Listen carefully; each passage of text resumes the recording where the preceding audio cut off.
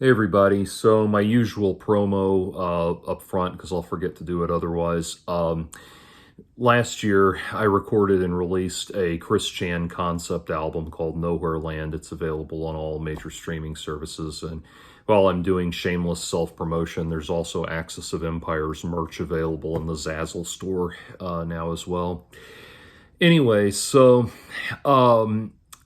people have been asking me for commentary on the current Chris Chan situation, just with regards to the charges being dismissed.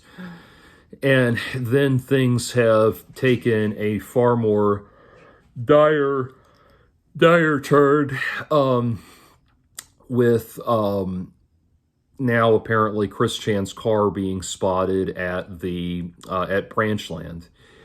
Now, I will begin with what I would have said when I was only going to talk about the charges being dismissed.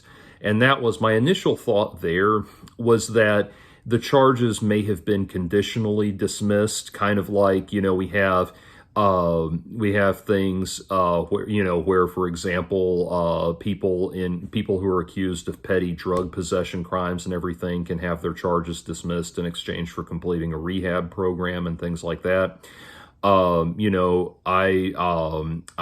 personally known of people who have had charges dismissed for, in exchange for completing psych evaluations or anger management programs or different things related to whatever they may have been, whatever contributing factors may have gone into it. And I think the thing is, probably we know that mental health care, this country fails people regularly in terms of getting them the mental health care that they need, and I think this is no exception.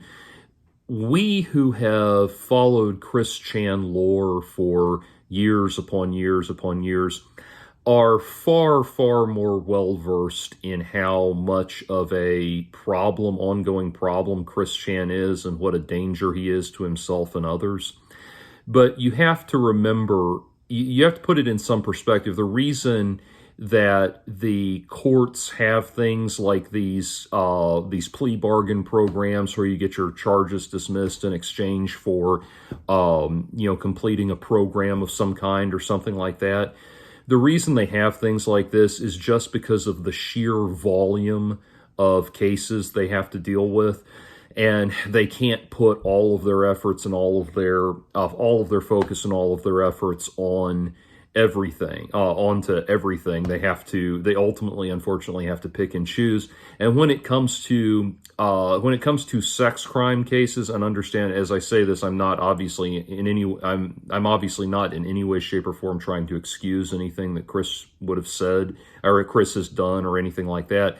But just, you have to look at it from their perspective on a scale from, on a scale from 0 to 10 with, on a scale from 0 to 10 with 10 being R. Kelly, Chris is about a 0.05, in terms of what they see and what they deal with. These kind of local mentally deranged lunatics that stumble, kind of manage to fiddle fart their way into ridiculous and asinine behavior, they deal with. I mean, Reno 911 was an entire TV series making fun of how much police have to deal with these kind of dumbasses, and certainly if you've seen Cops, the show that was actually based on, it's that kind of thing. It's just, for them, in their perspective, they are dealing, or actually, let me recalibrate that, may put it in a little more perspective. It's what they're dealing with is, on a scale from 1 to 10, Chris is 0.05, and 5 is, and even 5 is R. Kelly, and then a 10 is Ted Bundy. Put it in better perspective like that.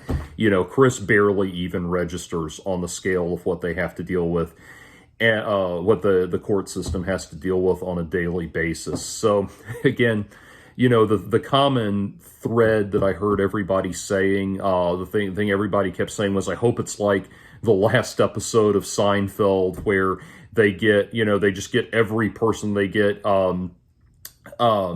Liquid Chris, and they get Panda Halo and the father call guy, just everybody that's ever done a Chris Chan thing up on the witness stand and all of that, like it's the last episode of Seinfeld. Obviously, I mean, that would certainly be entertaining if it happened, but that's obviously not going to happen. They don't actually have any time for this. Like, just like people were saying, gosh, I hope a jury has to watch all 78 hours of the Geno Samuel documentary. Yeah, that's not going to happen. No, they're not going to deal. If anything, if they ever had to do something like that, they're going to pull out like 20 minutes of highlights to make their point. They're not going to, or the prosecution would. They're not going to make everybody watch the entire thing and hope they pull all the necessary points from it. But anyway, that's beside the point. I think that's probably what happened, is there was probably some kind of plea bargain that was reached. And I have to wonder if part of the reason they let Chris rot in jail for 2 years was because he is so arrogant and so so narcissistically arrogant and so childlike and stunted and childlike and so delusional that it took him that long to comprehend that he needed to stop, waiting for the dimensional merge to take over and actually play ball with these people or something like that. It wouldn't surprise me at all if that was the case. But ultimately, I think that was the high and the low of it. Probably there was just some kind of plea bargain arrangement that was made. But anyway, so that's what I would have said about it before. Now, as we talk about the return to Branchland and all of that, now, one question may be, is Barb still there? We don't know if Barb is still there. Another question may be, is Chris allowed to go there? Because Chris might actually have just gone there against orders or something like that, in which case he'll be back in the lockup very quickly. But there's a lot of questions there. The thing is, as I think about it, though, one thing is going to be, going forward, is going to be seeing how the Weens and everybody deal with this going forward. Because the thing is, this 2-year kind of, this kind of 2-year respite from Chris Chan that we all got, I feel like has affected a lot of probably the way people interact with Chris. And I say that because we've seen, and understand when I say this, I'm not encouraging anything at all. I'm saying this to make a point. No one should be talking to Chris or having anything at all to do with him.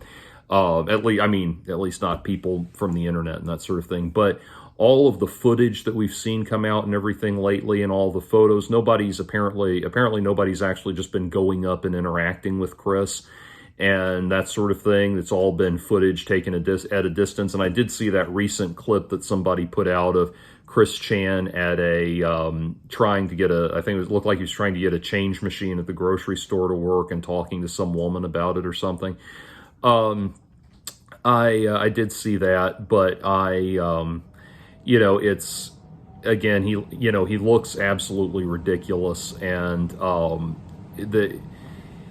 he's always looked ridiculous, but I'm just amazed that it's allowed to persist. Now, somebody apparently published a message from Chris saying that he was planning to make a return to the internet very soon.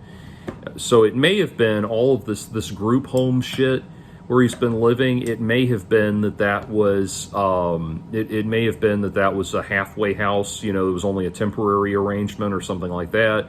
It may have been that he succeeded in getting himself kicked out of the group home already. But what we know is if he's back, whatever the case is, he's going back to Branchland and going back to Barb, and it's always going to be. Here's the thing about it. If Barb was not a part of his life, I think it would be very, very likely that whatever the circumstance, it would be easier for Chris to stay on the straight and narrow, because I really do think that Barb and his relationship with Barb enables a lot of this. As we all know, the goddess bullshit, the transformation, the goddess thing, none of that kicked in until after Bob was gone, until after his father was gone. Bob, at least, for all of his faults, at least tried to provide Chris with some structure, tried to give him some responsibility, that sort of thing.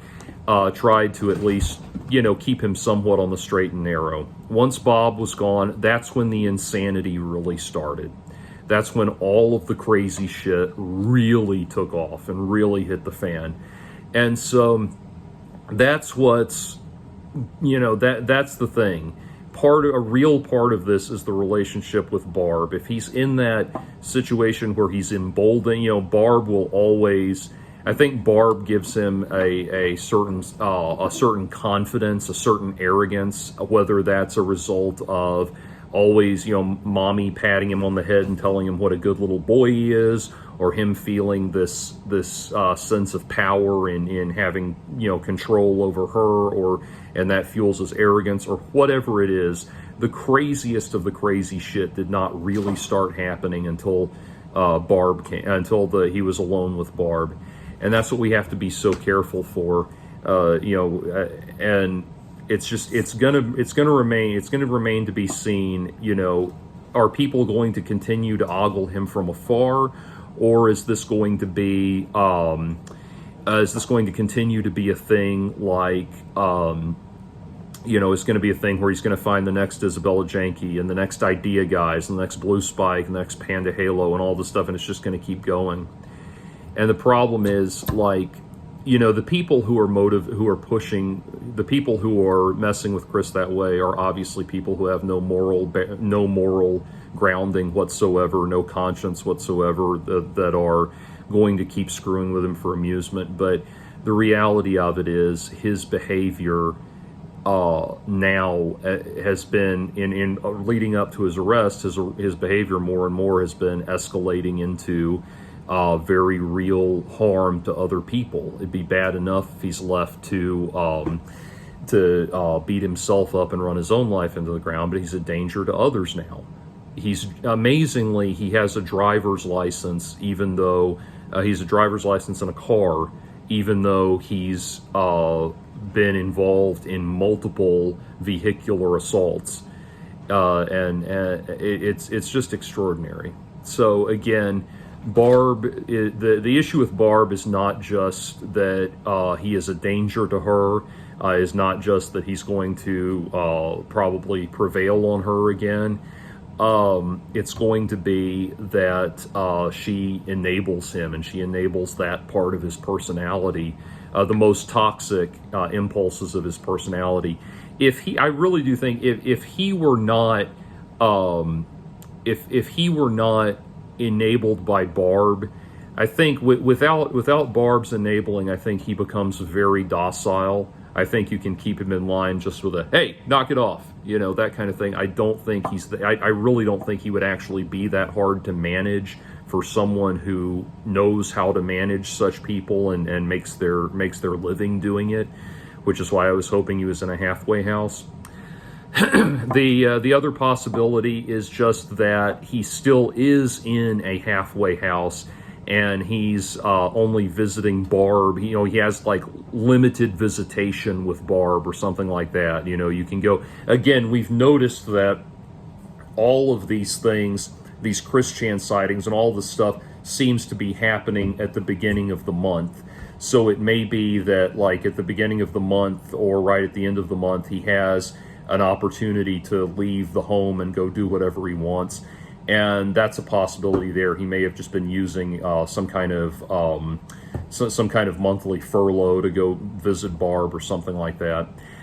But he said that he'll be back on the internet, and it remains to be seen what becomes of that. But the nightmare will continue, and I don't think it's at a point. I don't think this is something anybody can continue to reasonably laugh at this point.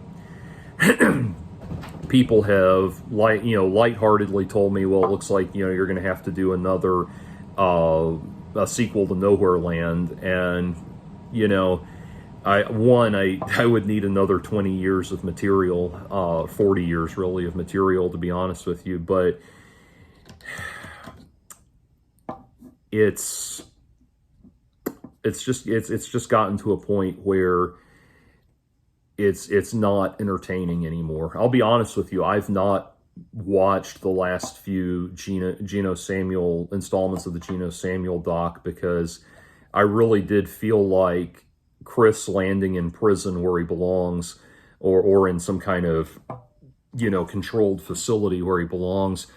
I really did feel like a lot of people, I really thought that was the end of it, and I kind of moved on to other morbidly fascinating topics. So all of that said, I will continue to comment on Chris Chan as I see necessary. Obviously, that we're trying to figure out what the situation is right now and that sort of things. We're kind of sussing it out. There's a lot to keep track of. That said, if he goes back into his regular bullshit on the internet, I'm not going to start doing like constant ongoing commentary about every little Chris Chan thing. I don't need to weigh in on the, every piece of blithering insanity that comes out of his mouth. It's only when I feel like I have something of substance to offer, some substantial analysis to offer, that I want to really get into it. Just like I didn't comment on most of the letters that had come out and that sort of thing. So anyway, that's where it stands. What do you think? Feel free to comment below, all that stuff.